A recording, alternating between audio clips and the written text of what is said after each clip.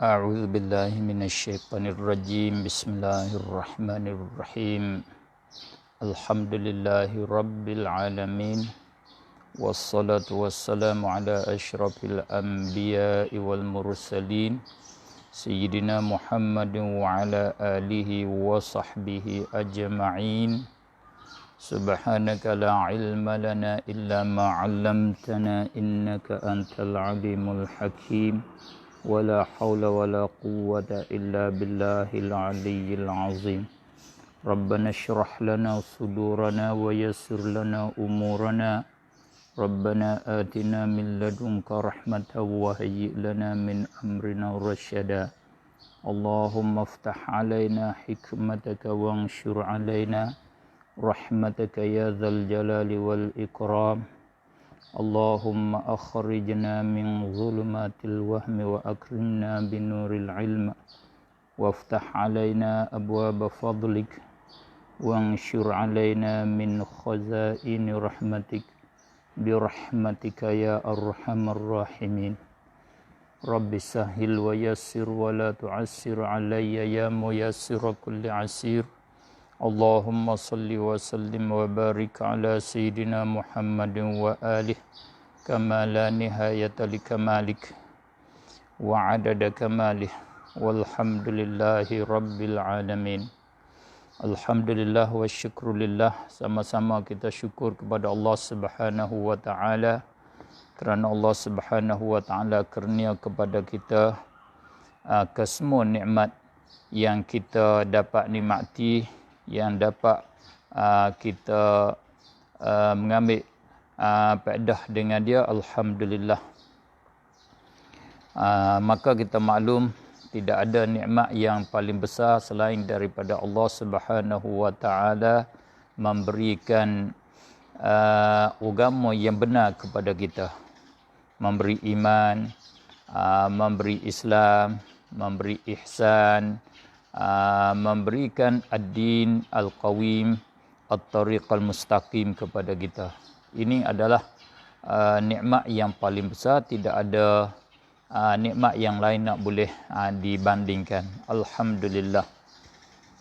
Setengah daripada nikmat yang Allah kurnia kepada kita khususnya, alhamdulillah, Allah bagi masa kosong kepada kita yang di dalamnya dapat kita mengisi dengan taat kepadanya, dapat kita mengisi dengan isi-isian yang memberi faedah kepada kita, dunia kita dan akhirat kita. Kerana nikmat kosong masa, kalau kita tak isi dengan perkara-perkara yang berfaedah, itu nikmat yang rugi kita. Ni'matani maghbunun fihima katsirun minan nas. Dua nikmat yang rugi, yang tak pandai menego, tak pandai kira di dalam kedua-duanya kebanyakan manusia. Ramai manusia rugi di dalam dua nikmat. Satu nikmat al-faraq, kosong masa, luar masa. Ya guna tak kena, rugilah nikmat tu. Kosong itu satu nikmat besar. Sekiranya kalau Allah menyibukkan kita, tak ada masa kita kosong, maka kita di dalam kesusahan dan di dalam azablah kita. Di hari ini alhamdulillah, satu lagi alhamdulillah, peluang yang diberi oleh Allah Subhanahu wa taala kepada kita, yang mana dengan peluang ini boleh kita mengisi dengan satu amalan yang penting di dalam hidup kita, yang dibela penting oleh Imam Nawawi rahimahullah taala, dan asalnya imam kita Asy-Syafi'i radhiyallahu taala anhu kata, tidak ada amalan lain daripada amalan fardu nak lebih daripada kita menututi ilmu, kita cari faham agama. Di pagi yang mulia ini, kita nak usaha faham agama melalui live, Facebook live, ataupun dengan cara kita mengaji secara jauh. Sebelum daripada kita nak memulaikan pengajian kita, insya-Allah, mari kita sama-sama lillahi ta'ala, niat kerana Allah Subhanahu wa ta'ala. Mudah-mudahan majlis kita, pengisian kita ini dikabul oleh Allah Subhanahu wa ta'ala, dan Allah Subhanahu wa ta'ala bagi kepada kita apa yang kita tak sangka. Dengan kata lillahi ta'ala, kerana Allah Subhanahu wa ta'ala, dan juga mari kita memulai baca dengan umul kitab, dengan yang sampaikan pahala bacaan kita ini kepada kekasih yang paling kasih kepada kita, penghulu kita Nabi Muhammad sallallahu alaihi wasallam, dan isteri-isteri ummahatul mukminin, isteri Rasulullah, dan ahlul bait dia dan sahabat-sahabat dia, dan kepada para ibu-ibu, bapa-bapa kita yang telah meninggal kita, guru-guru kita, dan khususnya kepada para al-ulama al-amilin, Imam Asy-Syafi'i, Imam An-Nawawi, dan tua kita Matla'il Badrain yang kita nak memulai ini, dan para ulama al-amilin sekalian, saudara kita muslimin muslimat yang telah mendahului kita kepada rahmat Allah Subhanahu wa taala. Dengan kerana Allah, mari kita mulai dengan baca Al-Fatihah. A'udzubillahi minasyaitonirrajim. Bismillahirrahmanirrahim. Alhamdulillahi rabbil alamin, arrahmanirrahim, maliki yaumiddin. Iyyaka na'budu wa iyyaka nasta'in. Ihdinas siratal mustaqim, siratal ladzina an'amta 'alaihim ghairil maghdubi 'alaihim waladdallin. Rabbi firli, amin. Alhamdulillah, mari kita masuk kepada permulaan kitab. Kita tinggal di awal dia, iaitu permulaan kitab Matla'il Badrain. Dia mulai dengan penduluan dia. Selepas daripada penduluan dia, dia menerangkan kelebihan ilmu, dan bahagian yang kedua dia menerangkan akidah. Yang ketiga, yang ialah tujuan kitab Matla'il Badrain, ialah menerangkan fiqh, hubung kait dengan hukum fiqh syariah. Maka oleh kerana kita nak fokus kitab ni, bila pilih kitab Matla'il Badrain, iaitu kita pilih kepada pengisian dia fiqh, isi fiqh yang ada di dalamnya. Kerana kitab dikira kitab Matla'il Badrain kitab fiqh, dia masuk akidah sebagai sambilan sahaja, yang dia fokus sungguh kepada fiqh. Dan kitab Matla'il Badrain ini sebagai kitab utama, kitab ditulis bahasa Melayu, bahasa Jawi, yang diguna pakai di pondok-pondok, khususnya di pondok petani. Boleh dikatakan tidak ada satu pondok pun yang tak guna kitab Matla'il Badrain sebagai kitab kitab muktamad dalam fiqh kitab Melayu. Satu pada kitab muktamad dalam kitab tulis bahasa Jawi, kitab Matla'il Badrain.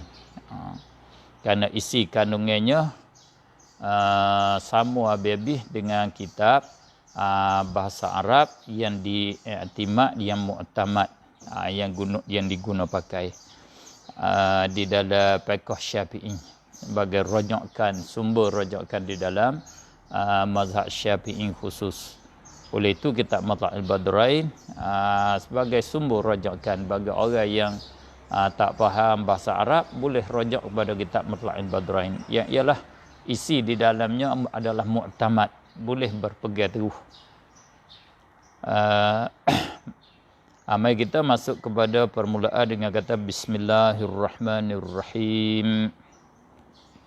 Alhamdulillahi rabbil alamin, wassalatu wassalamu ala asyrafil anbiya'i wal mursalin, Sayyidina Muhammad wa ala alihi wa sahbihi ajma'in. Kitabut Taharah, itu masuk kepada tajuk awal kitabnya, Kitabu Ahkamit Taharah. Saya guna ni PDF muka surat yang ke 100 berapa 50.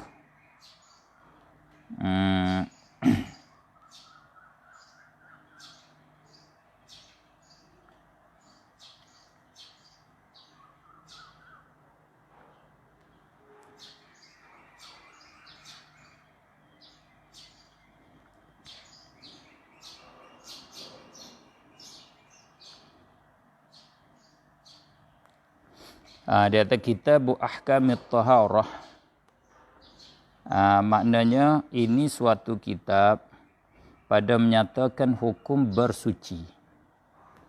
Maksud dia suatu kitab iaitu satu tajuk besar. Itu maksud kitab. Satu tajuk besar yang ada di bawah dia beberapa tajuk yang kecil-kecil lagi. Bila tajuk besar ada di bawah dia tajuk kecil, istilah ulama dia buat nama kitab. Itu dia kata Kitabu Ahkamit Taharah. Di bawah taharah ni ada bab wudu, ada bab mandi, ada bab tayammum, ada bab menghilangkan najis, bab najis, basuh najis. Di bawah dia tu banyak bab. Bila banyak bab, dia nak hipung ke semua bab tu, dia buat nama dia kitab. Sebab tu bila kata kitab yang diturun oleh Allah Subhanahu wa taala kepada rasul-rasul dia tu yang besar 4. 4 ni dipanggil kitab. Sebab apa? Sebab dia besar, ada banyak tajuk di bawahnya, berbagai-bagai tajuk di dalamnya. Kalau kata suhuf, kitab kecil, sehelai, 2 helai, tajuk yang tertentu. Seperti kita kata kalau tajuk wudu, tajuk najis. Itu nama dia khusus, sepik. Kalau kata kitab, satu tajuk yang besar. Itu istilah. Itu mana kitab, maksud dengan kitab. Kitab ini, tajuk yang besar ini pada menyatakan hukum bersuci.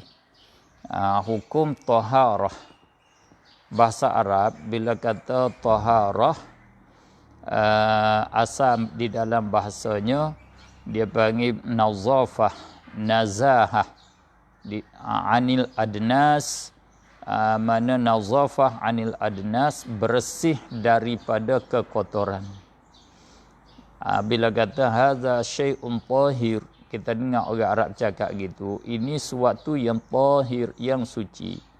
Makna tarjamah dia tahir, yang bersih, yang suci daripada kekotoran. Benda tak kotor benda ni. Tak ada najisnya, tak ada cemar dakinya, tak ada debu-debunya. Dia panggil itu makna taharah, makna bersih, makna suci daripada kekotoran. Itu di segi bahasa taharah. Adapun di sini maksud dengan taharah di sini, taharah pada syarak. Taharah pada istilah ulama fiqh. Hak ulama fiqh panggil taharah, iaitu bersih yang tertentu. Bersih daripada hadas, itu maksud sini. Bersih daripada hadas kecil, bersih daripada hadas besar, bersih daripada najis, bersih daripada barang yang pada makna najis, yang seerti dengan najis. Itu dia panggil bersih pada istilah ulama fiqh ataupun bersih pada syarak. Kalau kita nak kira di status bersih di dalam agama, bukan perkara yang rendah, bukan perkara biasa. Kita maklum sabit di dalam hadis at-taharah syatrul iman. Bersih adalah separuh daripada iman. Ini makna penting kita belajar tajuk bersih. Tajuk bersih, belajar fiqh adalah satu perkara penting kerana dia separuh 50% daripada iman. Adik-adik pelajar khususnya yang dihormati, yang dikasihi, jangan kita terpedaya dengan orang cela caci cara belajar. Dia kata khususnya orang pondok duk belajarnya perkara yang rendah-rendah, belajar masuk tanda, belajarnya basuh air kecil, basuh kecing, berak, dicaci, dicela, diremeh-remehkan, direndah-rendahkan. Padahal perkara ni perkara yang besar. Cuba kita tengok Rasulullah sallallahu alaihi wasallam kata bersih adalah separuh iman. Kebanyakan yang kena azab di dalam kubur adalah mereka yang tidak bersih daripada kencing dia. Kerana buku kencing kena azab di dalam kubur yang paling banyak. Kencing tak pandai, kencing tak pandai, basuh kencing tak pandai. Tu penting sangat-sangat. Kencing pun kena belajar. Kalau tak belajar kencing tak pandai, kena azab. Ada adik pandai tak lagi kencing. Nak kencing macam mana supaya keluar, itu hak semula jadi tak kena belajar. Beranak keluar tak kena belajar. Tetapi cara nak supaya kencing kita tu bersih, supaya tak bergelomok, supaya tidak kita bergaul dengan najis kencing, kena selesai, kena istibrak. Selepas pada istibrak barulah kita menyuci dengan air. Tu cara dia. Wa ala kulli hal pun tajuk belajar masalah taharah adalah perkara yang penting di dalam agama. Ini asas dalam agama. Permulaan kalaulah tak pandai tajuk taharah, semaya kita tidak sah, tidak dikabul oleh Allah Subhanahu wa taala. Kita bergaul dengan najis, kita kena najis, kita tak basuh, sebab kita tak kenal najis. Kita tak faham yang mana najis dimaaf, mana najis tidak dimaaf. Allahumma faqihna fid din, ya Allah, bagilah kepahaman yang dalam, yang betul kepada kami di dalam agama. Amin ya rabbal alamin. Ini kita nak terus di dalam majlis kita, melalui majlis kita, tajuk fiqh. Bermula segala air yang sah buat bersuci dengan dia. Ini tulisan orang dulu, orang petani. Dia tinggal huruf-huruf saksi. Huruf saksi sepatutnya bersuci, dia masuk ya. Dia tidak masuk ya, dia tulis ca saja, bersuci. Kalau baca sekarang agak kena kita tu faham bahasa kita sendirilah. Bila dia tulis ni kehendak dia bersuci. Dia tulis dia ikut kaedah bahasa Arab. Kadang dia guna huruf saksi, kadang dia guna dengan saliqah. Dengan perasaan kita, lidah kita bergerak sendiri. Dia jadi kalau bersuj, dia tak ada erti, tak ada orang baca tulis macam ni. Kalau orang baca bersuj, itu orang tak faham bahasa Melayu, dia pun tak tahu apa erti bersuj. Kalau orang Melayu yang faham, dia tak baca, tentu dia kena baca bersuci. Seperti Al-Quran itulah, dia tulis iza ja'a nasrullah, tak ada titik, tak ada baris. Tapi kalau kita orang tak faham bahasa Arab, boleh baca idaha abasrullah, iza kha nasrullah, basrullah, tasrullah, boleh nak baca semua. Tapi lidah orang Arab dia macam tu, erti dia tak boleh kena baca iza jaa nasrullah, walaupun dia tak ingat pun dia boleh baca. Kerana bahasa tu dia kena baca macam tu. Kalau baca Idza kha ya tak ada erti. Begitu juga orang Melayu bersuci, mati, mi alif ta, mat boleh, mata boleh, mati boleh, matu boleh, tapi dia tak boleh. Kalau kata matu tak ada erti. Kalau mati ada, kalau mata ada. Kalau mat tu boleh baca mata, boleh baca mati, tengok tempat jatuh. Segala air yang sah, yang boleh buat bersuci, sah makna boleh buat bersuci pada syarak.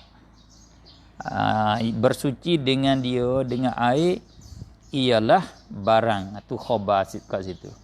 Bermula segala itu jadi mubtada. Barang yang turun daripada langit atau yang keluar daripada daripada bumi. Dia tulis boya mim, bom. Tak tulis min ya, sepatut min ya. Mana kalau baca bom orang tak faham bahasa Melayu. Kerana tak ada di dalam bahasa Melayu panggil yang lawan langit tu bom, tak ada. Yang lawan langit iaitu bumi. Itu rumus ringkas. Tiap-tiap air, barang iaitu air yang keluar daripada bumi, yang turun daripada langit. Air turun pada langit, berapa jenis semua boleh buat bersuci dengan dia. Maksud bersuci, bersuci daripada hadas, bersuci daripada najis. Nak buat basuh najis, nak buat ambil air semaya, nak buat mani wajib, dengan air turun daripada langit boleh. Bagaimanapun, seperti air embung, air hujan, air salji, air barat, itu air turun daripada langit. 4 jenis. Hak kita tahu, hak kita nampak, hak kita boleh sentuh, boleh rasa. Air hujan, air salji turun dengan cair, turun dengan beku dari atas, beku. Air barat, air turun cair dari atas, beku kat bumi. Dia beku kat bumi, dia panggil air barat. Macam hujan batu lah, dipanggil hujan batu. Dan satu lagi, air turun waktu malam, air embun. Air embun, itu air daripada langit. Air keluar pada bumi seperti dia misal seperti air hujan dan air embun dan lainnya. Dan air laut, ini air bumi, dan air sungai, dan air mata air. Kita gali dalam bumi, keluar air, itu air mata air. Dan lainnya, lain daripada yang tersebut. Atas barang mana sifat ada ia barang yang turun daripada langit atau bumi, daripada asal kejadiannya. Takkah bentuk dia tu merah kah, bentuk dia tu jernih kah, bentuk dia susu kah, bentuk dia kuning kah, asalkah hak semula jadi, bentuk semula jadi. Jangan hak berubah dengan sebab-sebab capur-capur hak lain. Kalau semula jadi dia, walau bagaimana bentuk, walau bentuk darah sekalipun, boleh kita buat bersuci dengan dia. Oleh itu air keluar daripada bukit merah. Bukit tu bukit Batu Kawi, dia terbit merah. Bolehkah kita nak buat ambil wuduk dengan dia? Jawab boleh. Kerana itu semula jadi dia. Air keluar daripada bumi. Boleh kita ambil wuduk, boleh kita basuh najis, boleh kita buat mandi junub, mandi wajib dengan dia. Kemudian adalah air terbahagi ia atas 4 bahagi. Jenis air ni pula ada 4 bahagian. Bila buat kajian dengan secara meliputi dengan secara seluruh, tengok yang syarak bercakap, Al-Quran bercakap, hadis bercakap, hak Nabi kita bercakap, ulama kita khususnya Imam Syafi'i radhiyallahu taala anhu dan ulama-ulama yang mengikut dia, mari sapa pada kita, sudah dibuat kesimpulan air ada 4 bahagian. Pertamanya suci pada dirinya. Air yang suci pada diri dia. Tubuh dia tu suci dengan mana tubuh dia bukan najis. Kalau sentuh kain kita, sentuh badan kita, tak wajib basuh ketika kita nak semaya. Kita semaya berserta dengan dia, sah semaya kita. Itu makna suci. Suci pada dirinya, diri air. Lagi menyucikan bagi yang lainnya. Boleh menyuci akan yang lain. Itu kata tahirun mutahhir. Diri dia sendiri tu suci dan boleh menyuci akan yang lain lagi. Itu sifat Allah kata wa anzalna minas sama'i ma'an tahura. Kami bawa turun daripada langit air yang suci lagi menyucikan. Dia boleh menyucikan najis, boleh menyucikan hadas. Tiada makruh hukum pula, tambah satu lagi, sifat dia tiada makruh isti'malnya. Pakai dia tidak makruh pada syarak. Pakai dia itu tidak dilarang pada syarak. Syarak tidak larang, boleh nak guna terus. Air ni air jenis mana? Dan iaitu yang pertama, air yang mutlak. Air yang mutlak, air yang dilepaskan. Air yang tidak diikat daripada kait yang lazim. Air hak tak ada kena kait, tak ada kena ikat. Air yang hak tuan guru saya kata, air yang air betul-betul. Air yang tidak kena tambah hujung. Tak kena bubuh hujung dia. Tak ada kena bawa mari mudhafun ilaih. Tak ada kena bawa mari sifat. Kata air, itu air betul-betul. Mutlak. Dilepaskan daripada kait. Tak ada kait dengan kata tambah hujung. Air kopi. Air susu. Air teh. Katalah air gula. Air akar kayu. Itu kena tambah hujung. Air yang tambah. Yang kait yang mesti. Kalau tak, yang lazim yang tak boleh bercerai. Kalau bercerai tak faham air tu. Kalau kita nak air kopi, kita kata air saja, tak tambah kopi, orang tak faham. Orang bawa mari air biasa. Bila kita nak air biasa, kita kata air. Orang bawa mari air biasa, itulah nama air mutlak. Kalau masukkan mudhafun ilaih, masuk ke ujung dia pun, itu tidak lazim. Kalau kata air mineral, air dalam botol tu, itu tak mesti, tak masuk air mineral pun, orang faham dah kata minta air. Saya nak minum air. Dia bawa mari air itulah. Kalau nak kepada air kopi, kena tambah hujung. Air kopi. Itulah yang saya selalu buat komen untuk kita menghilangkan kesik kita. Jadi bila kata mutlak, ya hak biasa. Nak luar pada biasa kena kait. Tetapi orang Melayu pula, bila itlak, dia jadi kait di satu jenis air. Kalau nak hak mutlak tu, kena kait pula. Kita masuk kedai, kita nak order air. Order air, kalau kata nak air kopi. Bila kopi ataupun air teh, dia buat mari air teh susu kalau di negara kita Malaysia. Sedangkan kita kata nak kopi, kita tak ada kait, kena kopi biasa. Nak kopi susu, kena baru tambah kopi, susu, teh, susu.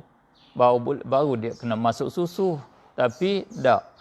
Huruf jadi berubah huruf orang Melayu. Bila dia tanya, penjual tu tanya orang jual teh kan, nak air apa nak kopi. Dia bawa mari kopi susu. Sedangkan kita tak sebut pun. Sepatut dia kena tanya, kalau kata kopi ni kopi biasa ke kopi susu, baru betul. Tapi dia tak faham, dia tak mengaji fiqh, dia tak mengaji usul fiqh. Hak mutlak jadi muqayyad. Kita itulah air kopi tak ada kait dengan susu.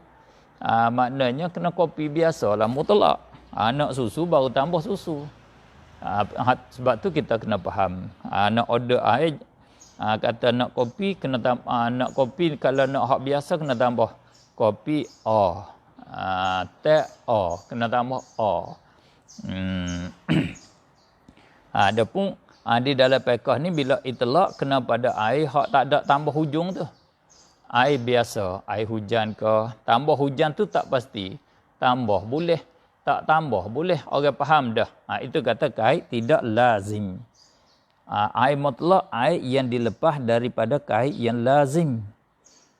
Tafriqnya maka tiada memberi mudarat kait yang berurai. Kait yang boleh dihilangkan, berurai yang tidak kejap, yang terlucu. Asal berurai ni terlucu, yakni yang tak kejap, yakni boleh dikait, boleh tidak dikait. Yang berurai daripada keadaannya air itu mutlak. Yang terlucu, yang tak terikat dengan kata air mutlak, yakni masih dia dipanggil air mutlak, seperti air telaga, tambah hujung dia telaga. Air telaga, air borang, air hujan, tambah hujung tu tak ia berurai, tak masuk air telaga pun terkena di atas air itulah. Orang faham dah air itu. Atau air sungai atau lainnya. Dan keluar dengan kait yang terurai, kait lazim. Kait lazim jadi fa'il. Keluar oleh kait yang lazim. Kalau kait lazim ni tak masuk di dalam kait terurai. Seperti air tebu. Kalau buang tebu, orang tak faham air. Kita nak kepada air tebu, minta air satu cawan, orang tak buat mari air tebu tentu. Lazim mesti kena sebut tebu, baru bawa mari air tebu. Kalau kata minta air, dia bawa mari air biasa. Dan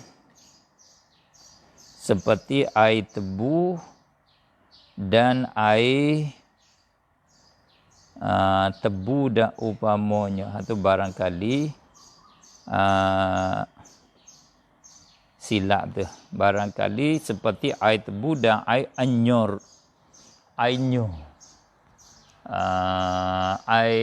kelapa, air buah kelapa tu kena tambah. Kalau nak air biasa, kalau nak pada airnya air kelapa, nak air tebu, kita tak masuk kait dia tebu kat hujung, kelapa kat hujung, tak dipahami, tidak dipaham kehendak kita. Satu, itu bahagian air yang pertama, nak air mutlak namanya.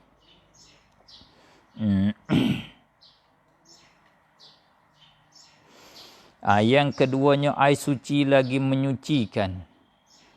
Diri dia suci, boleh menyucikan yang lain, tetapi makruh isti'malnya. Kita guna dia makruh, tak berapa bagus, tak berapa comel kita pakai dia. Pakai pada badan, guna di tubuh. Kalau nak buat basuh motosikal, nak buat basuh kereta, basuh kain baju, tak makruh. Makruh guna pada badan. Badan pula badan orang. Badan bagi orang yang ditakut. Ditakut sini mana dibimbang, dikhawatir, disengka. Kata ditakut atas orang tu penyakit sopak. Kalau guna bimbang, tu takut sini makna isfaq. Dibimbang, ditakut jadi penyakit sopak.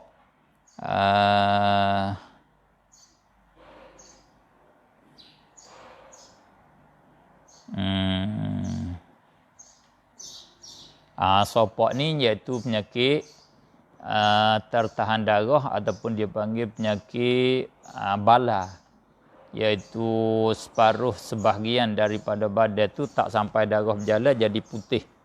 Jadi putih kat situ, sebahagian lagi jadi biasa.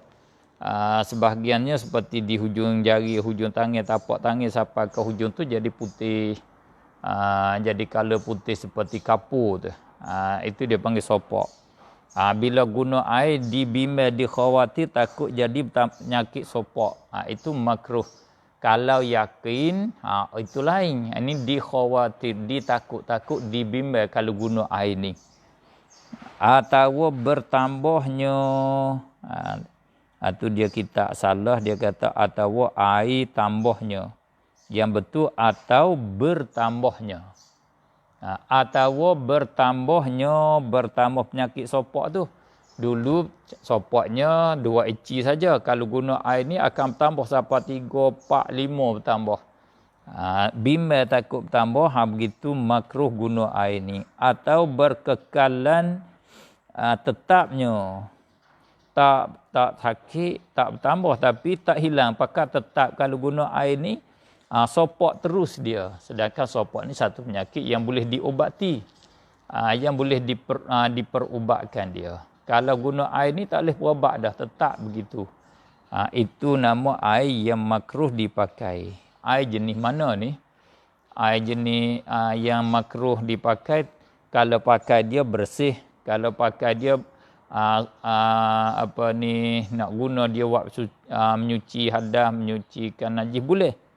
Dan iaitu air yang kedua, air yang suci lagi menyucikan tetapi makruh ni, air yang dipanaskan dia ke air oleh matahari. Air yang diletak di tengah panas matahari, jadi panas dengan sebab panas matahari. Kait lagi, kadar dipanah oleh matahari tak masuk dalam kategori air makruh pakai lagi. Dipanah oleh matahari pada negeri yang panas, negeri jenis panas. Negeri yang duduk tak jauh dengan garisan khak istiwa. Khak daripada timur sampai ke barat, yang membahagikan bumi ni kepada utara dengan selatan. Dia garis daripada barat kepada timur, dari timur ke barat ataupun daripada barat ke timur ni baris panjang. Lalu di atas, kita maklumlah, orang mengaji universiti, dalam geografi, peta negara, peta dunia tu kita tahulah, bagi sama tengah dunia, buat ukuran dengan bergeraknya matahari.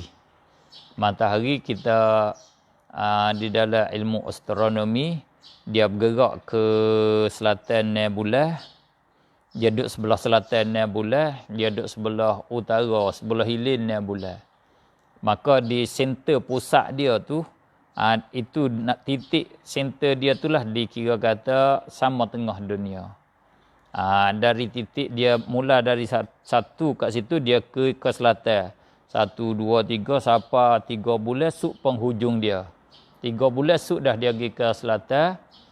Itu nama dia, dia panggil setinggi-tinggi cenderung matahari, sejauh-jauh cenderung matahari daripada khak istiwa. 3 bulan. Kemudian dia bergerak kembali kepada center tengah semula. 3 bulan. Itu kata dia 6 bulan dia duduk sebelah selatannya. Kemudian dia bergerak pula seperti sekarang, dia bergerak kepada utara, kepada sebelah hilir.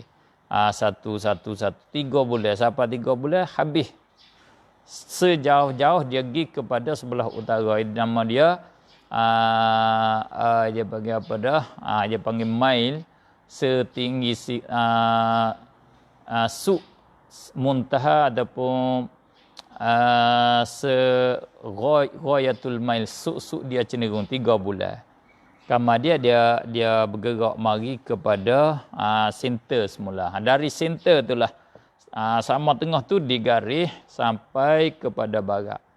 Negara yang duduk sebelah selatan, nama negeri selatan, negara duduk sebelah utara, nama negeri utara. Maka masa negeri yang sama khok istiwa, yang garis saya tadi, bila matahari duduk sama tu, tu negeri yang panah.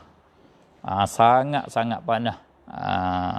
Kita kata negeri panah seperti negeri Mekah, negeri Hijaz tu negeri panah. Kita kat sini, panah-panah kita pun tak berapa sangat lagi. Degree panah kitanya 30. Kalau negeri Mekah, Hijaz sana sampai 40, 50, 50 lebih. Itu negeri yang panah. Pendeknya kalau kita kira dengan secara kasar-kasar agak, negeri yang sampai degree panah dia 40 ke atas, itu nama negeri yang panah. Pada bejana yang menerima tukul, air itu pula dipanah oleh matahari, lagi pula di dalam bejana yang bila nak buat dia ditepa katak dengan tukul tu, iaitu bejana besi, bejana temaga. Hak jenis boleh pukul, dibuat dia dengan tepa nama dia. Kalau bejana daripada repih, daripada seludar pelepah, nama dia pelepah pinai, pelepah apa ni, dia bagi apa lagi, hak seperti pinang tu. Itu kita buat timba orang dulu, buat masuk air dalamnya untuk cebok air dalam telaga, itu tak makruh. Kalau dalam besi, bejana besi, itu bejana yang terima tukul. Bejana temaga, tu dia terima pukul. Maknanya air panah, air di dalam bejana besi, di negeri yang panah, dipanah oleh matahari. Itu maksud dia air yang makruh dipakaikan. Melainkan bejana hak terima tukul, bejana emas. Dia buat dengan tepa juga, pukul juga, kena bakar, kena guna api. Tapi emas tak apa. Air yang di dalam bejana emas, dipanah oleh matahari di negeri yang panah, tidak makruh kita pakai. Sekalipun kita buat timba bejana dengan emas, guna bejana emas, itu haram. Lain, air yang di dalamnya bila panah tidak makruh kita pakai. Itu maksud. Dan perak, dan makruh pula, yakni makruh juga air yang sangat panah. Sama ada di negeri panah, negeri pertengahan, tapi air itu sangat panah. Kita rebus sangat-sangat panah, kita panah dengan dapur ni, itu makruh juga. Jika tak yakin ataupun zat kata bahaya, kalau zat kata bahaya, haram. Semua ni tak sampai tanggal zat, tak sampai tanggal yakin.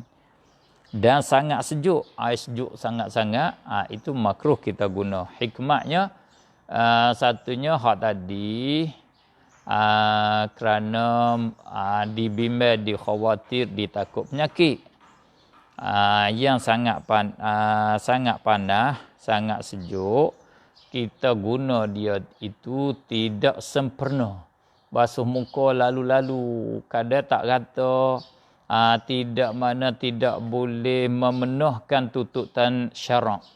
Syarak tutup supaya kita basuh 3 kali. Kita bila sangat panas, sangat sejuk, kita basuh 1 kali pun tak nak sempurna. Itu kata makruh, sebab kita tak boleh tunai tututan syarak dengan secara sempurnanya. Itu hikmatnya. Tengok kepada masa tu, kita alhamdulillah lah boleh kita buat mula pada pagi ni, insya-Allah.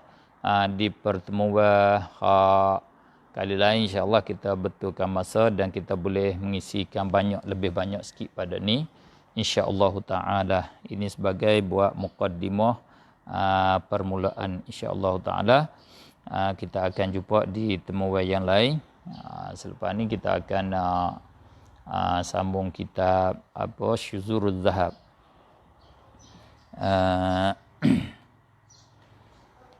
Maaf sikit, saya ingin Ustaz Izzuddin lah Makna syuzur zahab ni kita nak guna mata saja ke nak syarah dia? Waalaikumsalam Ustaz Izzuddin. Ya. Apa syuzur zahab ni kita nak guna mata ke kita nak guna syarah? Kita guna matan. Matan saja. Ya Bapa. InsyaAllah ya.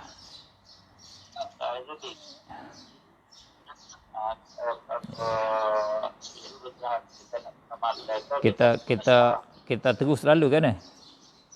Ya betul, terus lalu. Ya okey. Selamat. Assalamualaikum.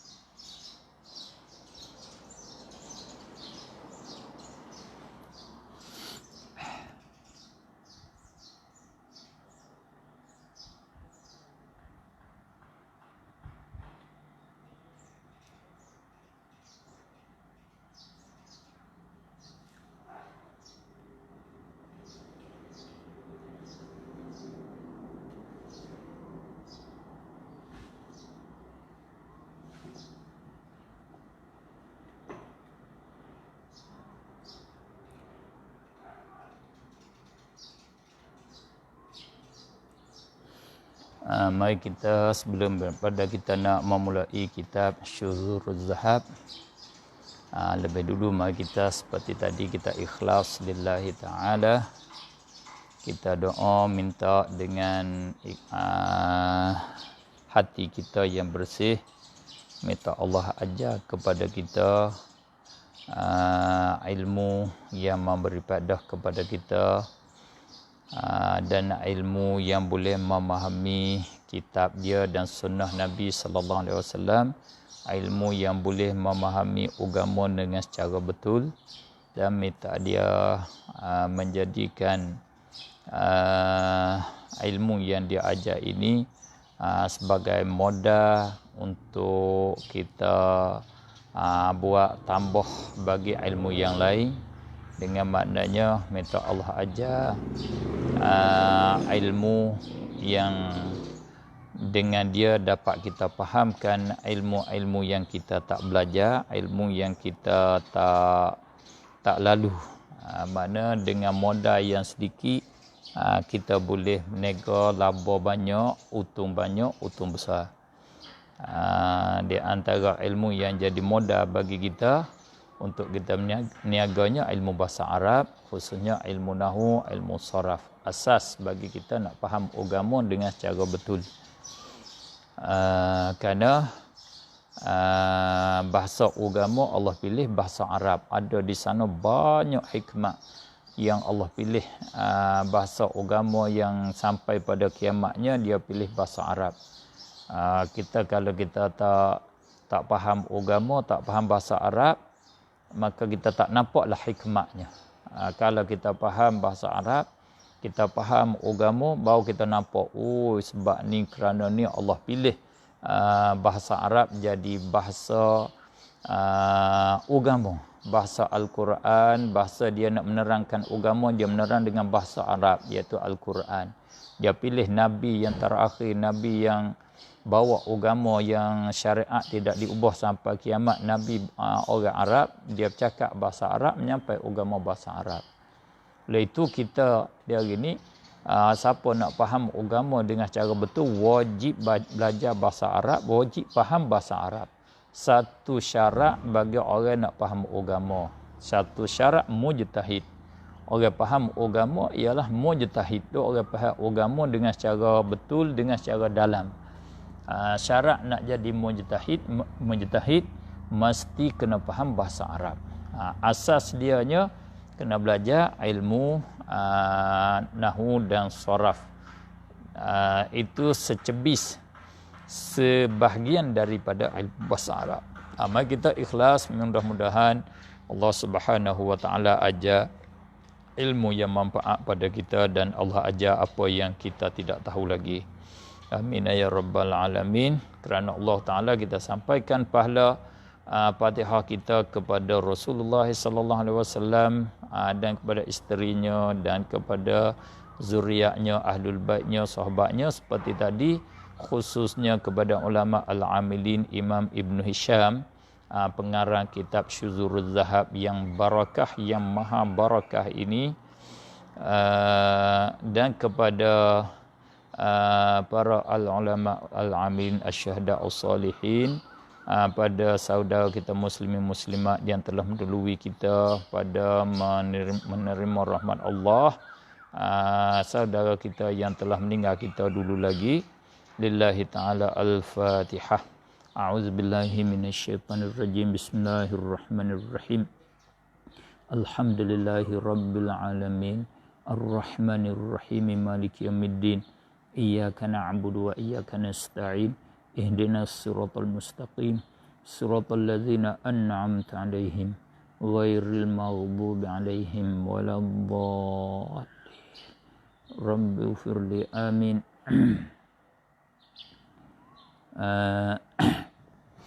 Bismillahirrahmanirrahim. Al-kalimatu qaulun mufradun. Itu mata dia. Permulaan dia bercakap tajuk al-kalimah, kalimah dan bahagian kalimah wa aksamuha. Tajuk kalimah. Permulaan kita nak belajar bahasa Arab, kita mesti kena kenal kalimah. Yang diistilah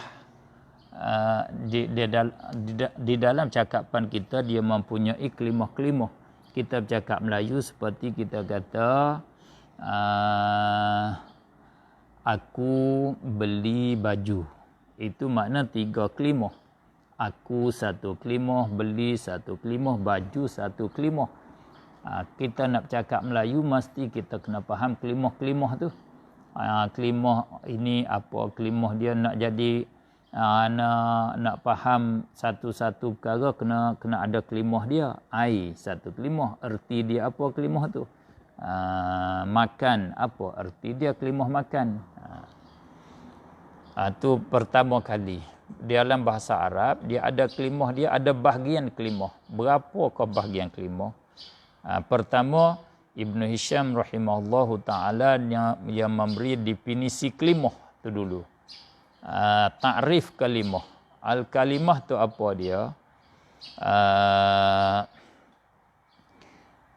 Kalimah dia kata al-kalimatu qaulun mufradun.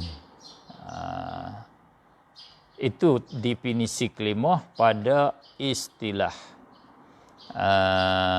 Pada di sisi ulama bahasa Arab, di sisi ulama nahwu, bila dia kata kalimah ada 3 bahagian, maksudnya qaulun mufradun itu ada 3 bahagian. Itu maksud dia, iaitu qaulun, satu perkataan, yang mufradun, yang ditunggalkan, perkataan tunggal, perkataan yang tidak disusungkan.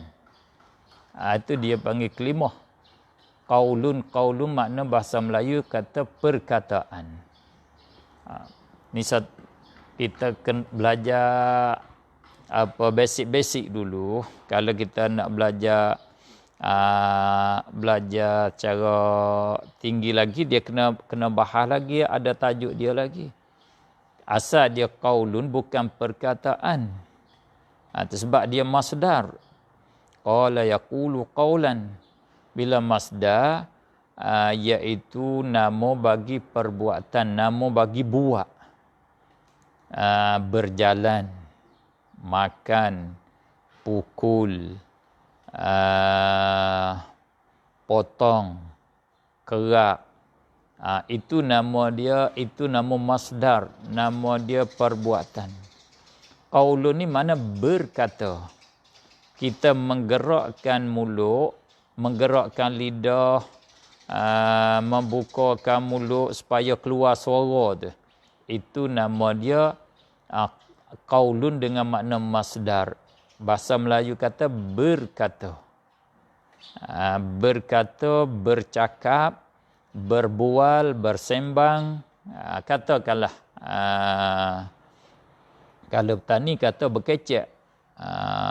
Berkecek.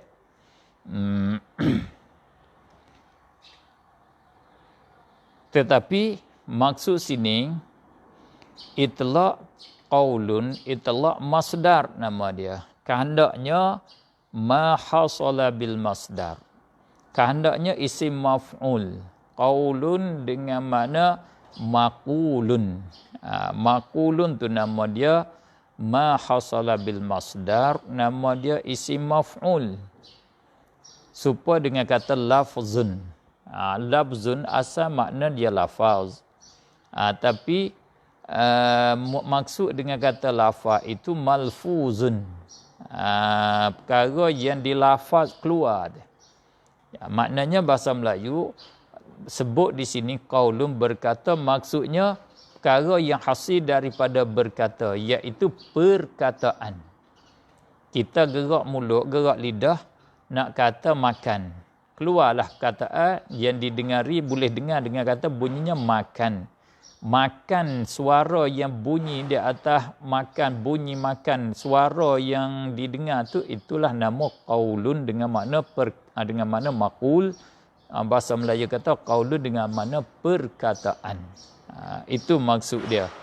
Bukan makna berkata, sebab berkata itu masdar, tidak dibahas, kata tidak dibahagi kepada kelimah ni. Berkata tu terbahagi kepada 3 bahagi. Tak. Hak dia bahaginya perkataan. Perkataan seperti di dalam Al-Quran. Bermula daripada Bismillahirrahmanirrahim. Alhamdulillahi Rabbil Alamin. Sampai kepada waladdallin. Semua tu banyak kelimah. Dalam semua tu tak keluar daripada 3. Tak keluar pada 3. Adanya isim, adanya fa'il, adanya haraf. Itu mana alhamdulillah hingga akhir nama dia qaulun, nama dia perkataan. Bila kata qaulun bukan semata perkataan. Kalau kata gini tak panggil qaulun. Kalau kata makan itu qaulun. Kalau kata kanma kita balik daripada makan, kata kanma. Kanma itu tidak ada erti di dalam bahasa Melayu. Maka perkataan juga ada suara yang keluar daripada lidah kita, tapi tidak ada erti, tidak ada makna. Maka tidak dipanggil qaulun di dalam bahasa Arab. Nak panggil qaulun iaitu perkataan yang ada erti, yang boleh faham.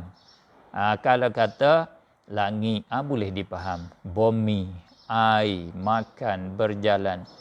Kalau kata mibu, ngiklah, itu perkataan yang tidak dipaham, yang tidak ada makna, nama dia muhmal. Perkataan muhmal, perkataan yang tidak ada makna. Tak dinamakan qaulun, tak dinamakan kelimah. Nak panggil kelimah qaulun mufradun, perkataan tunggal. Satu-satu, langit, bumi, air, kain, makanan, minuman. Kata satu begitu, itulah nama dia al-kalimah.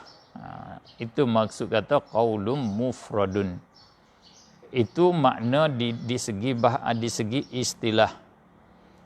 Adapun makna kelimah di segi bahasa Arab, di dalam bahasa Arab, seperti di dalam Al-Quran kata kalla innaha kalimatun huwa qailuha.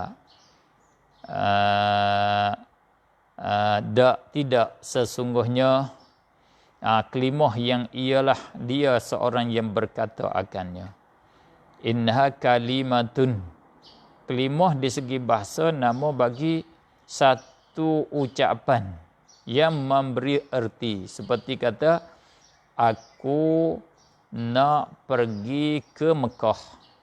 Kesemua mula pada aku sampai kepada Mekah. Aku nak pergi ke Mekah tahun ini. Aku tidak mau pergi buat haji pada tahun ini. Cakap begitu tu kesemua tu nama dia satu kelimah. Bahasa petani panggil satu patah. Satu patah berkecek. Dia berkecek satu patah. Aku nak pergi ke pasar. Aku nak pergi ke supermarket. Aku nak tidur. Aku nak pergi kepada universiti. Begitu nama satu kelimah. Satu patah cakap apa. Kalau kata gini, aku nak pergi kepada supermarket. Kemudian aku nak beli barang-barang dapur. Barang-barang masakan. Dua kelimah dia cakap. Dua patah. Satu patah nak pergi pada supermarket. Yang kedua aku nak beli barang-barang dapur. Itu nama dia dua kelimah.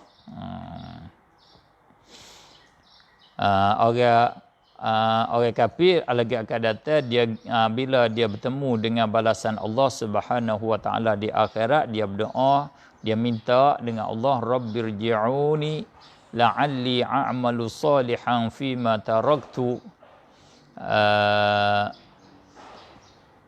Wahai Tuhanku, hantar baliklah aku ke dunia semula. Mudah-mudahan aku nak beramal akan amalan yang baik di masa yang tinggal, yang aku tinggal, yang aku tak kerja dulu amalan baik. Aku nak berjuru, aku nak baik. Jawab Allah, kalla, tak boleh. Tidak. Innaha, sesungguhnya perkataan Rabbirji'uni la'alli a'malu salihah itu satu patah kalimatun huwa qailuha, satu patah yang dia seorang itu berkata akan dia. Itu hak dia nak kata. Kalau sungguh tak boleh kembali. Itu satu Allah bagi jaga. Kita sekala kita khoyai mati ni hidup balik ke apa, balik ke dunia semula ke apa. Kali kedua boleh faham dah pergi ke akhirat begini, nanti nak berjuru, nanti nak beramal selepas pada balik ke dunia kali kedua. Tak ada, itu khayalan saja. Hakikat, hak realiti wakil, tak boleh nak kembali. Sama sekali tak boleh kembali. Habis satu. Qala al-musannif rahimahullahu taala, pengarang Ibn Hisham kata pula, dia kata summa qultu kama, dia kata, dia adalah syarah, dia kata wa hiya ismun wa fi'lun wa harf. Wa hiya, dan ia al-kalimah itu ismun, isim, wa fi'lun, dan fi'il, wa harfun, dan haraf. Makna kelimah kesemua di dalam bahasa Arab duduk di dalam tiga ini. Kalimah itu kalau kita mengaji mantik, nama dia jenis, nama dia. Seperti kita kata binatang lah. Di bawah dia ada beberapa nau, beberapa bagai. Ada lembunya, ada kambing, adanya harimau, adanya ayam, adanya burung, berbagai-bagai di bawah dia. Perkataan dia panggil perkataan maqulun, satu perkataan yang masuk di bawah dia kathirin, masuk di bawah dia maqulun ala kulliyun, maqulun ala kathirin, satu lafaz kulli masuk di bawah dia banyak afrad yang dikatakan di atas benda yang banyak, benda perkara yang banyak, yang mukhtalifina bil haqaiq, yang berlainan hakikat. Lembu dengan kambing hakikat lain-lain, kambing dengan ayam hakikat lain-lain, semua duduk di bawah perkataan binatang. Nama perkataan binatang itu nama perkataan kulli, nama dia jenis. Begitu juga perkataan kelimah yang masuk di bawah dia tiga jenis, berlainnya hakikat. Satunya isim, yang keduanya fi'il, yang ketiganya haraf.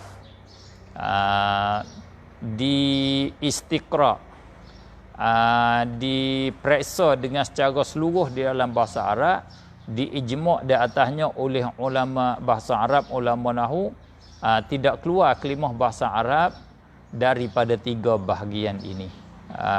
Isim, fi'il, haraf. Tak keluar, tiga ni saja. Maknanya pertama kali kita nak faham bahasa Arab, kena kenal kelimah, kena isim, fi'il, haraf. Bila orang boleh kenal isim, fi'il, haraf, itu dia sudah boleh faham dah sebahagian satu juzuk, bahkan boleh modal yang besar dah untuk dia nak terus di dalam belajar bahasa Arab. Kena isim, kena fi'il, kena haraf. Allah. Kalau tak kena isim, tak kena fi'il, tak kena haraf, maka mustahil orang tu nak faham bahasa Arab. Mustahil orang tu nak faham Al-Quran dan Al-Hadis dengan cara dia sendiri. Tak boleh faham tentulah. Ini modal rukun. Sebab tu cara kita belajar, kalau pelajar baru-baru, pelajar marhalah pertama di pondok, kita buat test lah.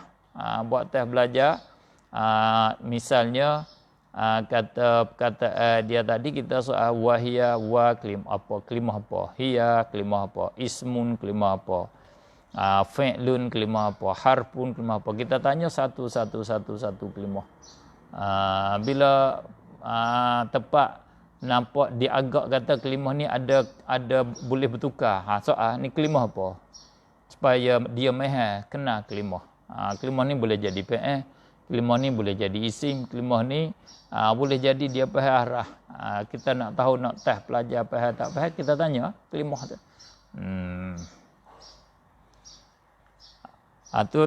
Tiga bahagian kelimah, ada tiga. Kamar dia tiga ni apa definisi dia? Definisi tiga-tiga ni kita nak kenal dia macam mana? Dia dhabit, definisi dianya dia tak buat mari dalam matan ni. Dia bahagi gitu ya, isim, fi'il, haraf. Bila kita nak belajar definisi dia dengan cara detail halus tu, kena pergi kepada syarah lah. Di antaranya Ibn Hisham sendiri rahimahullahu ta'ala wa nafa'ana bih, dia buat syarah di atas matan dia sendiri. Dia tulis matan dan juga dia syarah, nama syarah Syuzurul Zahab. Kita baca sana kita boleh tahu kandak dia, dan dia cerita, dia bagi tahu kandak-kandak dia. Dan satu ilmu yang saya sangka, saya katalah satu ilmu yang banyak di dalam syarah Syuzurul Zahab, yang saya boleh bagi kepada tahu pada adik-adik setengah pada yang saya rasa Allah buka pintu, sebahagian pintu ilmu yang saya dapat sikit-sikit ni. Tengah padanya saya baca kitab Syuzurul Zahab lah. Rasanya terbukanya ilmu bahasa, begini boleh faham, alhamdulillah. Sebab tu saya kata satu pada kitab Syuzurul Zahab ini satu pada kitab yang barakah, khususnya nisbah dengan saya lah. Dan juga kalau tengok kepada sistem pelajaran pondok pun begitulah. Bila kata orang belajar Syuzurul Zahab, boleh kata orang ni pandai lah, boleh nak baca kitab besar-besar dan faham. Kerana apa, bahan-bahan ilmu bahasa Arab tu boleh kata cukup ada di dalamnya, khususnya di dalam syarah dia tu lah. Di antaranya definisi hak kita makruf, definisi isim hak di dalam syarah dia yang Sayyid Zaini Ahmad Dahlan masuk di dalam syarah Mukhtasar Jiddan, tu jelas tu, iaitu ma dalla ala kalimatun dallat ala ma'nan fi nafsiha, ataupun ma dalla ala ma'nan fi nafsihi ghairu muqtarinin bi ahadil azminatis thalathah. Kalimatun dallat ala ma'nan fi nafsiha wa lam taqtarin bi zamanin wad'a. Itu definisi dia. Maknanya orang baru-baru belajar kena hafal definisi itulah. Itu makna ta'risim, iaitu satu perkataan yang ada arti. Makan, minum, air, langit, bumi, itu nama satu kelimah, satu perkataan yang berarti di diri dia, dalam diri dia, di diri dia sendiri dah, tak kena himpun dengan yang lain, boleh dipaham arti. Arti dia tu tidak arti yang tunggal, tidak himpun, tidak menyertai dengan masa. Semata-mata satu saja.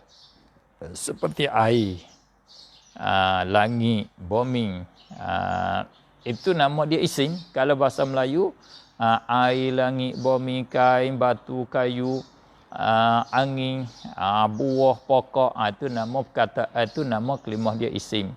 Kataan yang ada arti yang tidak himpun dengan masa.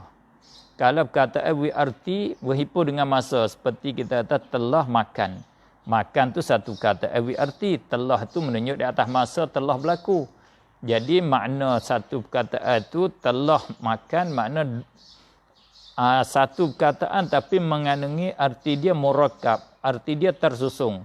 Satu arti satu pengertian iaitu makan. Yang kedua telah, himpun dua begitu, nama dia fa'il, berarti masa dan hadas.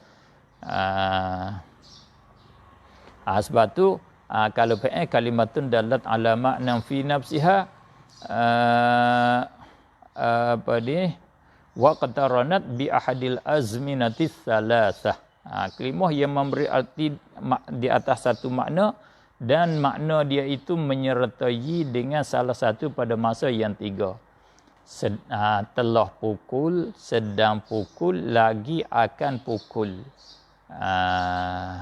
Itu nama dia fa'il.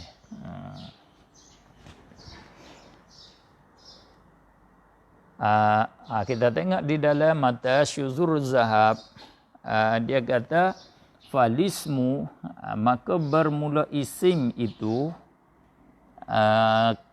hak kata satu kelimah yang di dalam bahasa Arab kata tiga isim fi'il harah. Isim itu ialah ma yaqbalu al awin nidaa awil isnada ilaih. Ini nak tanda kita nak kenal nama tepat percaman, tepat kita nak cam kata kelimah tu isim. Kita cam kata ma barang, masduk ma ialah kelimah, kerana isim ni satu bahagian pada kelimah. Satu kelimah yang yaqbalu, yang terima ia akan alif lam. Kalau bahasa Arab kelimah tu kalau kita nak memasukkan alif lam ke atasnya boleh, seperti ma'un. Kalau kita nak kata al-ma'u boleh. Sah bahasa Arab, betul dengan bahasa Arab. Syamsun, kalau kita nak masuk alif lam kita kata asyamsu. Qamarun, kita kata al-qamaru.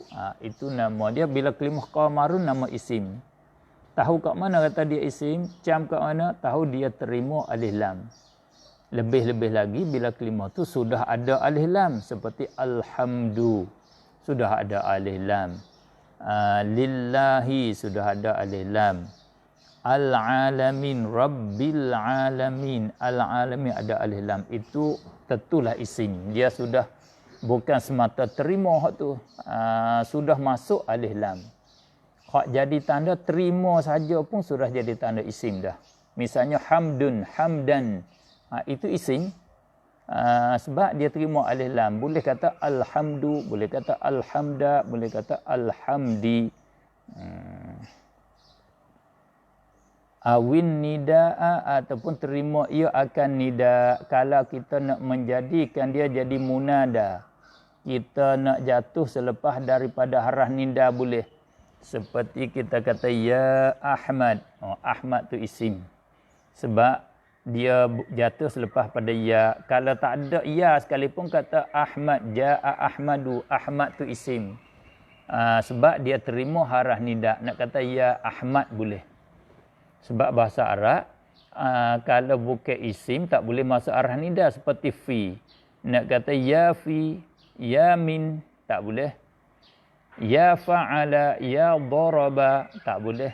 Malaikan fa'ala daraba itu nama bagi seorang. Ya darab, ya fa'al, itu boleh.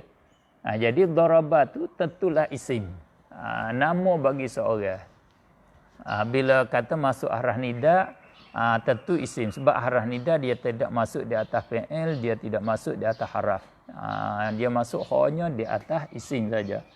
Awil isnada ilaih, ataupun terima ia, itu atas pada kata al. Ma yaqbalul isnada ilaih, barang yang terima akan disandarkan satu makna kepadanya. Ini sebesar-besar dalil isim. Ini kita kena faham, nak bagi dhabit tak boleh kat sini. Isnad ilaih, kita kata bahasa Arab, Zaidun qaimun. Zaidun qaimun. Zaidun tu isim. Macam dia kat mana?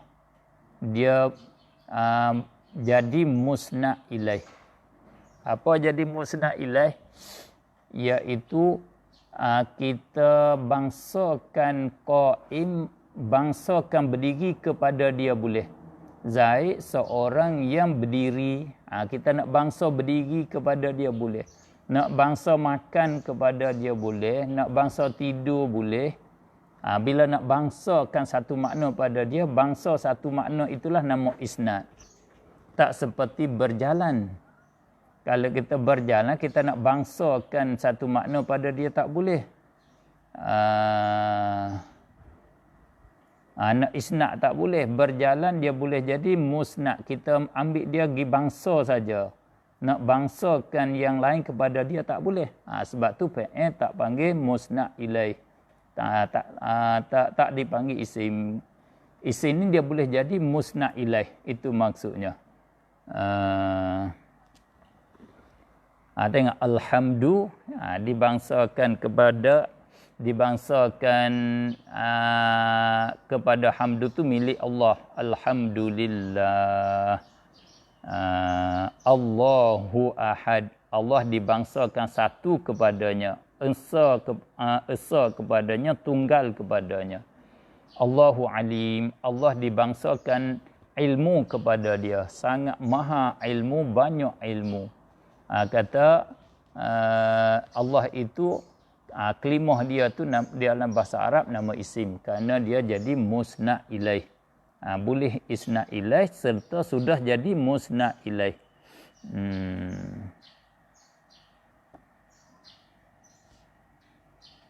Maknanya Ibnu Hisham rahimahullahu taala wa nafa'ana bih, dia sebut di sini alamat isim, tanda isim yang beza dia daripada fi'il dengan haraf. Bila ada hak ni tentu isim, bukan fi'il, bukan haraf.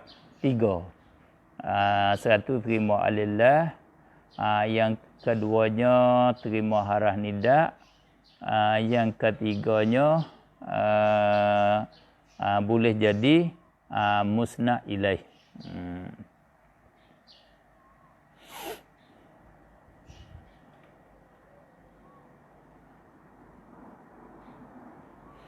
Habis. Itu tanda isim. Kemudian yang kedua, dia bagi tanda fi'il pula. Dia membahagikan fi'il. Isim dia tak bahagi. Dia kata wal fi'lu imma madin wa huwa ma yaqbalu at-ta'nis as-sakinata kaqamat wa qa'adat wa minhu ni'ma wa bi'sa wa 'asa wa laysa au amrun wa huwa ma dalla 'ala talabi ma'a qabuliyya al-mukhatabah kaqumi wa minhu hati wa ta'ala. Wal fi'lu, dan bermula fi'il itu imma, ada kalanya, ada imma tu haraf taksim namanya, haraf nak membahagikan fi'il. Menunjuk atas kata fi'il terbahagi kepada madin. Boleh kata wal fi'lu yang qasimu ila madin wa amrin wa mudhari'. Boleh kata begitu. Kalau kata imma maknanya yang qasimu. Fi'il itu terbahagi, ada kalanya madin, ada kala fi'il madhi.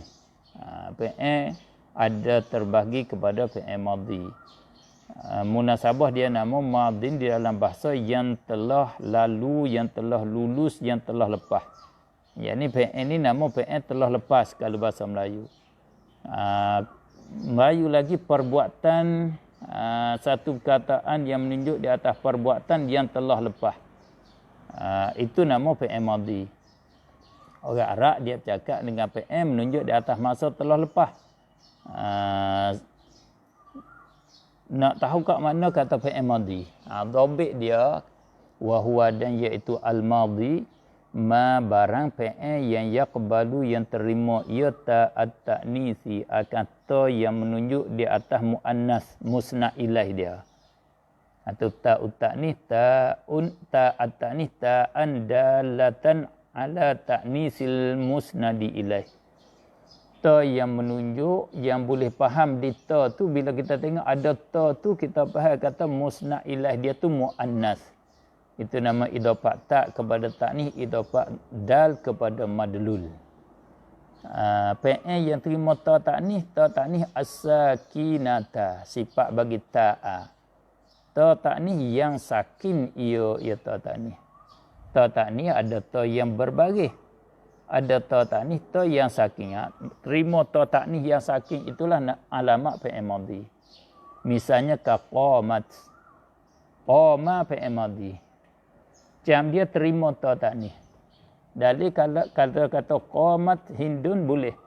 Sah dia dalam bahasa. Bila kata qamat kita faham tentu dah boleh kita faham. Fa'il bagi qamat, musna ilaih bagi qamat tu muannas. Qamat wa imma qamat hindun, qamat fatimatu, qamatis samawati wal ardu. Tentu hak selepas dia fa'il dia tu muannas. Ataupun hindun qamat, fatimatu qamat. Wa qa'adat, qa'adat hindun, qa'adat maryamu. Itu kata ta itu menunjuk di atas muannas. Bila tak ada ta, tidak ada ta, qa'ada saja kelimah apa? Fi'il madhi. Tahu macam ke mana? Macam dia terima ta ta'nis. Kalau qa'adat, ya fi'il madhi. Tahu ke mana? Itu sudah masuk ta ta'nis. Bila sudah masuk lebih daripada terima. Dalil kata dia terima. Kan sekarang sudah berlaku dah. Macam kita baru-baru boleh kahwin. Kamar dia sekarang sudah ada isteri. Nama kita bukan boleh saja dah. Saja. Sekarang sudah praktikan dah. Sudah kahwin dah. Tetap kata kita tu seorang yang terima berkahwin. Dengan dalil sudah berlaku berkahwin. Wa minhu dan setengah daripadanya isyarat pada khilaf. Sebahagian daripada fi'il madhi ni'ma. Ni'ma ni khilaf. Di antara fi'ilnya, di antara isimnya. Yang asah yang betul ni'ma fi'il. Kerana dia terima ta ta'nis. Cuba tengok di dalam perkataan Sayyidina Umar radhiyallahu taala anhu, ni'matil bid'atu. Sebaik-baik bid'ah.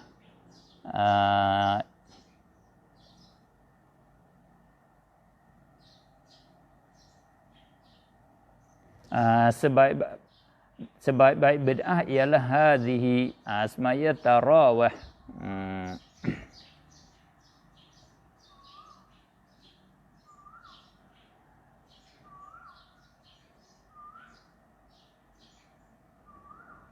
Itu dia kata ni'ma wa bi'sa. Ada terima ta ta'nis bi'satil bid'ah. Man tawadda'a yawmal jumu'ati fa biha wa ni'mat wa man yutasala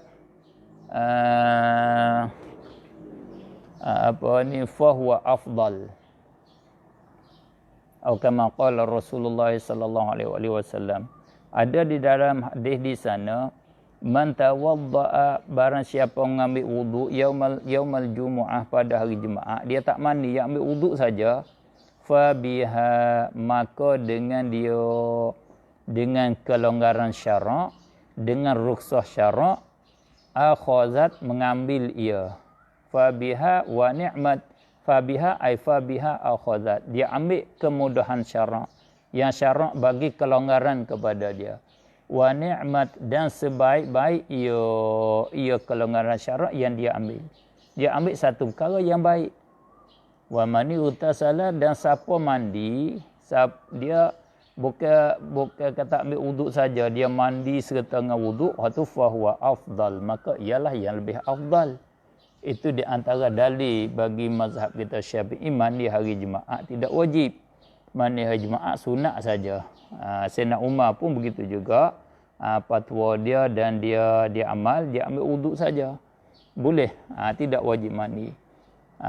Oleh itu ada pendapat di sana kata wajib mandi hari Jumaat, itu pendapat yang tidak kuat, yang marjuh, yang dhaif, kerana bertentangan dengan hadis yang sahih. Hadis yang sahih kata ambil wuduk itu boleh, fabiha wa ni'mat. Nabi tidak cela, Nabi puji orang mengambil wuduk. Tepat di dalam bahasa ni'mat tu ialah fi'il madhi, dalil dia terima atau tak ni. Nabi kata fabiha wa ni'mat. Sayyidina Umar kata ni'matil bid'atu hadhihi. Begitu juga bi'sa. Bi'sa kata bi'satil mar'atu, sejahat-jahat perempuan. Bi'sat. Wa asad, terima tak ni, laisat. Au amrun. Kita nampak kita target masa, kita hak masanya kada 11.30 kan. Nampaknya setakat tu dulu, cukup setakat tu. InsyaAllah kita akan bertemu di sisi yang kedua insyaAllah ta'ala. Nanti mengikut susunan daripada pihak yang menyusunglah, khususnya Ustaz Izzuddin kita lah. Begitu saja untuk hari ini. Apa saja yang saya boleh sampai, sikit sebanyak yang betul dan yang baik adalah taufik dan hidayah pada Allah Subhanahu wa taala. Segala kesilapan dan kelemahan itu adalah daripada kedhaifan saya. Maaf banyak-banyak di atas segala kedhaifan dan kelemahan. Mudah-mudahan sikit sebanyak apa yang dapat disampaikan yang baik itu dapat jadi modal untuk kita menerusi di dalam pelajaran dan memahami agama Allah Subhanahu wa taala. Aqulu qawli hadza wa astaghfirullahal azim. Wassalamualaikum warahmatullahi wabarakatuh.